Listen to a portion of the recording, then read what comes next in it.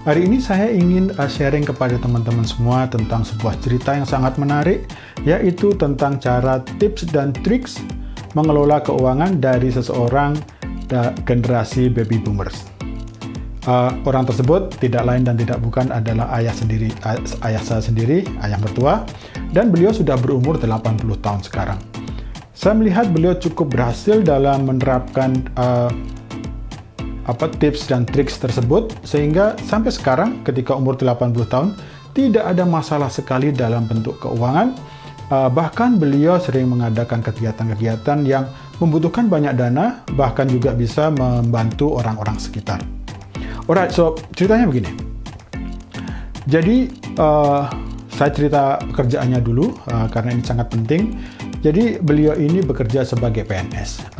Sebagai PNS tentu saja gajinya itu bisa dibilang tidak banyak. Jadi beliau membagi aset atau uang itu menjadi 3, yaitu aset yang berupa gas, aset yang berupa liquid, dan aset yang berupa solid. So, very interesting. Yang berupa gas ini apa? Yang berupa gas ini adalah uang dia yang berada di tabungan, yang sewaktu-waktu bisa dia ambil, yang sewaktu-waktu dibutuhkan itu bisa ditarik. Dan beliau menaruh di bank tersebut mungkin kira-kira 1 atau 2 bulan gaji beliau ada di sana untuk bisa digunakan sebagai kebutuhan sehari-hari. Kalau misalnya beliau, katakanlah sekarang gajian, hari ini gajian, dan kemudian beliau menggunakan uang gajinya pada saat bulan itu, tapi tidak habis, dan masih ada sisanya, maka beliau akan menaruh uang ini ke deposito.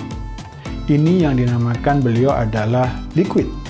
Artinya tidak bisa cepat digunakan, ada jangka tempo, kalau butuh sewaktu-waktu harus menunggu agak lama. Terus, kalau sudah masuk deposito, kecuali ada kegiatan atau keperluan yang sangat mendadak dan besar, beliau tidak mengambil itu. Dan jarang sekali diambil, sehingga di deposito ini semakin lama semakin besar. Ketika di deposito ini sudah membesar, beliau aktif sekali tiap kali itu mencari aset yang liquid, yaitu sawah. Biasanya dia tidak terlalu suka bangunan, tidak terlalu suka rumah, karena dia sudah punya rumah, satu rumah udah cukup. Dan beliau selalu mencari sawah yang bisa ditanami, karena beliau dari pertanian, dia tahu sawah yang subur itu bagaimana, dan pengelolaan yang bagus bagaimana, sehingga dia selalu mendapatkan tanah-tanah yang sangat bagus kalau misalnya dia harus beli. Dan karena dia ada deposito yang cukup besar, biasanya kalau misalkan ada deal yang cukup bagus dengan sawah atau tanah tersebut, dia biasanya ambil depositonya dan kemudian dia alihkan menjadi tanah. Jadi beliau sudah memiliki beberapa tanah. Meskipun saat muda, beliau punya banyak tanah untuk ditanamin. Nah, tanah-tanah ini tentu saja akan sangat susah untuk beliau kelola sendiri, sehingga beliau menyewakan tanah-tanah tersebut kepada orang lain dengan sistem either bagi hasil atau sewa putus. Jadi, karena dia punya tanah dan disewa orang, dia akan mendapatkan passive income dari situ, dan akhirnya gaji dari PNS ini dengan tanah-tanah yang dia punya itu hasilnya itu lebih banyak tanah-tanah yang dia punya. He's happy with that, dan terus-menerus, artinya hal tersebut terjadi terus-menerus ketika dia dapat uang dari tanah, dapat uang dari gaji, uang yang di-spend itu nggak terlalu banyak, sisanya itu masuk ke deposito terus-menerus membesar. Ketika sudah besar, ada deal bagus dengan tanah, dia akan masukkan. So, dia terus-menerus berputar seperti itu, dan even sampai sekarang pun, beliau sangat sedikit menjual tanahnya, karena semuanya sudah cukup.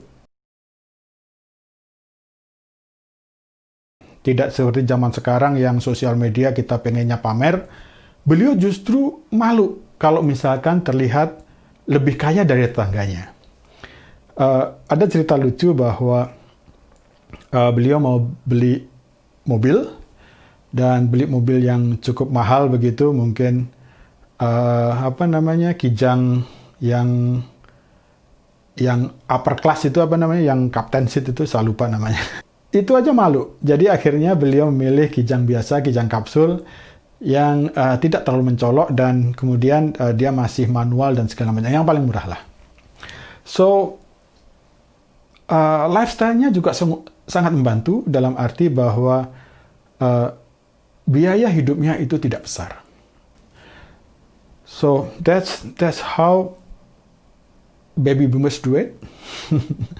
I hope something we can learn about it. Dan menurut saya is good to know bahwa kita itu bisa melakukan atau bisa pensiun atau bisa memiliki finansial yang cukup ketika hari tua dengan cara tersebut. So there you go. We can just copy it if we want to. Alright, so that's it. That's it for now. I'll see you next time. Cheers.